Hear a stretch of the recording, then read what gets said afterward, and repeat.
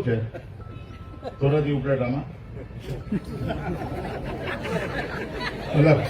અને ટેન્શન ક્યારથી કરી ગયું છે તમને કહું કે 5 લાખની લીડની પાટલી સાહેબે ટાર્ગેટ આપ્યું.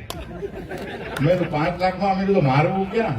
એટલે હું છે ને જયેશભાઈને ને ગોંડલ જયરાજસિંહ બાપુને કહેવાનો છું કે તમે 1.25 લાખનું કેટલા પૂરું મારે કઈ બહુ વાંધો ન આવે.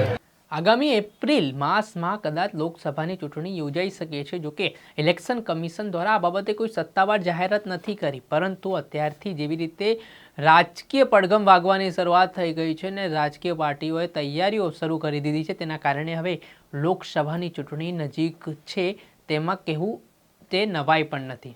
વાત કરવામાં આવે તો આને લઈને ખાસ કરીને ભારતીય જનતા પાર્ટી છે તે એક્શન મોડમાં જોવા મળી રહી છે. ભારતીય જનતા પાર્ટીના ગુજરાતના પ્રદેશ પ્રમુખ CR પાટીલે તમામ જે ઉમેદવારો હોય, કાર્યકર્તા હોય, તેમને એક સંકલ્પ લેવડાવ્યું છે કે મને 5 લાખથી વધુ લીડ અને 26 લોકસભાની સીટ જોઈએ. આજે પણ CR પાટીલ છે કોઈ પણ કાર્યક્રમમાં જાય છે તો તેમનામાં એક રંજ જોવા મળે છે કે તેઓએ એક સંકલ્પ લેવડાવ્યો હતો કાર્યકર્તાઓને કે આ વખતે આપણે 182 વિધાનસભાની સીટો જીતવી છે. એક કારણોસર પ્રથમ વખત આ વખતે છે તેઓ 156 સુધી પહોંચ્યા હતા અને આ ભાજપની ઐતિહાસિક જીત માનવામાં આવે છે. જોકે આનાથી CR પાટીલને હજુ પણ સંતોષ નથી. તેના કારણે જે ધોરાજી ઉપલેટાના ધારાસભ્ય છે તેમણે રમૂજીમાં પોતાનું ટેન્શન વ્યક્ત કર્યું છે અને કહ્યું છે કે મને તો હવે ટેન્શન થઈ રહ્યું છે, કેમ કે જયરાજસિંહ અને જયેશ રાદડિયા ઉપર તેમને વિશ્વાસ છે કે તેઓ આટલી લીડ કરાવી આપશે તેમને.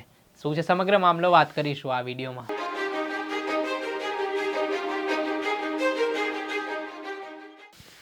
નમસ્કાર દર્શક મિત્રો, નવજીવન ન્યૂઝમાં આપનું સ્વાગત છે. હું છું ફૈઝાન.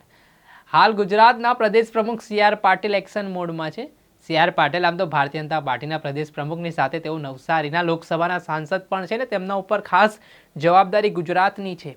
આ વખતે તેમણે ફરી એકવાર એક ટાર્ગેટ છે તે કાર્યકર્તાઓને સેટ કરીને આપી દીધું છે કે તેઓ આ વખતે 5 લાખથી વધુ લીડ સાથે કોઈ પણ ઉમેદવાર હોય તેને જીતાડે. જેને લઈને ઉમેદવારો તો ખાસ કરીને જે લોકસભાની ચૂંટણી ભાજપમાંથી લડવાના છે તેઓ ટેન્શનમાં છે, પરંતુ ધારાસભ્યોનું પણ ટેન્શન વધી ગયું છે. જેવી રીતે ધોરાજી ઉપલેટાના ધારાસભ્ય મહેન્દ્ર પાડલિયાનો એક વિડીયો સામે આવ્યો છે અને આ વિડીયોમાં તેઓ રમૂજી કરતા નજરે પડ્યા છે ને સાથે તેમણે આડકતરી રીતે પોતાનું ટેન્શન પણ વ્યક્ત કર્યું છે. તેમણે કહ્યું છે કે જયેશ રાદડિયા અને જયરાજસિંહ જાડેજા છે એટલે મને વાંધો નહીં, પરંતુ 2.5 લાખ આ લોકો લીડ કરી આપશે તે પ્રકારની વાત તેમણે રમૂજી હસતા મોઢે કરી છે. પહેલા તો મહેન્દ્ર પાડલિયા છે તેઓ શું કહી રહ્યા છે તે જોઈ લો. આપ સૌ ભાઈઓ તથા બહેનો, મારે તો થોડુંક અઘરું છે ધોરાજી ઉપલેટામાં.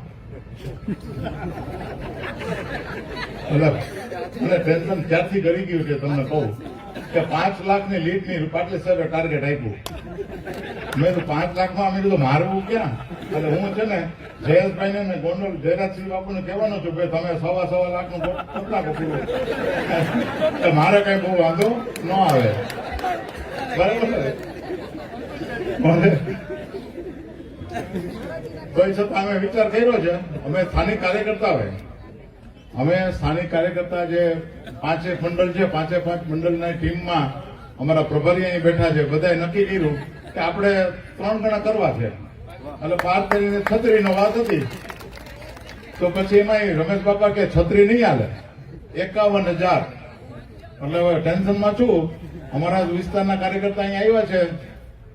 આપણે એક જ કામ કરવું જોઈએ સાહેબ, મારું એવું સૂચન છે નમ્ર, કે આપણે કાંઈ કરવાનું નથી. સાહેબ જે વાતાવરણ આખા સમગ્ર દેશમાં ઊભું કર્યું છે, આપણે બુથની મતદાનની વ્યવસ્થા જ ગોઠવવાની છે. કાંઈ પ્રચાર મોટી સભા કે આપણે યોગીજીને લઈ આવીએ કે અમિતભાઈ શાહ સાહેબને લઈ આવીએ એવી કાંઈ મને આવશ્યકતા લાગતી નથી. મહેન્દ્ર પાડલિયા દ્વારા તો ટેન્શનની સાથે અપીલ પણ કરી છે અને કાર્યકર્તાઓ જેવી રીતે અત્યારથી પેજ પ્રમુખ હોય, ભારતીય જનતા પાર્ટીના એક નેતાઓ હોય, સંગઠનના લોકો હોય તે કામે તો લાગી ગયા છે, પરંતુ એટલી જ જવાબદારી તમામ ધારાસભ્ય હોય, સાંસદ સભ્ય અને હાલના જે આગામી સમયમાં લોકસભાની ચૂંટણી યોજાવાની છે તેના ભારતીય જનતા પાર્ટીના ઉમેદવારોની પણ છે. જોઈએ હવે આગામી સમયમાં શું નવું થાય છે. ગુજરાતમાં વખતે 26 લોકસભાની સીટમાંથી ભારતીય જનતા પાર્ટી કેટલી સીટ મેળવવામાં સફળ રહે છે, આમ આદમી પાર્ટીના ફાળે કેટલી સીટ જાય છે ને કે પછી કોંગ્રેસ આ વખતે એક શુભ શરૂઆત છે લોકસભાની ચૂંટણીમાં કરવાની છે. જે તમામ પ્રશ્ન છે તે ભવિષ્યના ગર્ભમાં રહેલા છે, પરંતુ હાલ આ તમામ જે ચર્ચાઓ છે, રાજકારણમાં નિવેદનો છે, તેના કારણે ગુજરાતના રાજકારણમાં ઉથલપાથલ છે તે અત્યારથી જ જોવા મળી રહી છે. દર્શક મિત્રો, અત્યાર સુધીમાં બસ આટલું. આવા નવા વિડીયો સાથે આપણે માહિતગાર કરતા રહીશું. એટલે અમારી નવજીવન ન્યૂઝની ચેનલને આપ લાઇક કરી લો, સબસ્ક્રાઇબ કરી લો અને શેર કરવાનું ભૂલતા નહીં.